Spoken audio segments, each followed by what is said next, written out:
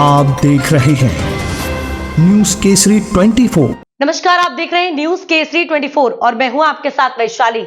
आइए रुक करते हैं आज की खास खबर की ओर। कराहल स्वर्ण समाज संगठन को मिला सशक्त नेतृत्व। श्री प्रताप सिंह राजावत सर्वसम्मति से बनाए गए अध्यक्ष। कराहल ब्लॉक के स्वर्ण समाज एकता संगठन के अध्यक्ष पद पर श्री प्रताप सिंह राजावत चयन से समाज में हर्ष और उल्लास का माहौल है। दरअसल आपको बता दें, समाज के वरिष्ठ जनों, बुद्धिजीवियों एवं पदाधिकारियों ने इसे संगठन के लिए एक महत्वपूर्ण, दूरदर्शी और सकारात्मक निर्णय बताया है। समाज के लोगों का कहना है कि श्री राजावत के कुशल नेतृत्व में संगठन को नई दिशा मिलेगी और समाज हित से जुड़े मुद्दों और मांगों को मजबूती से आगे बढ़ाया जाएगा। उनके चयन को सर्व स्वर्ण समाज की एकजुटता और विश्वास का प्रतीक माना जा रहा है।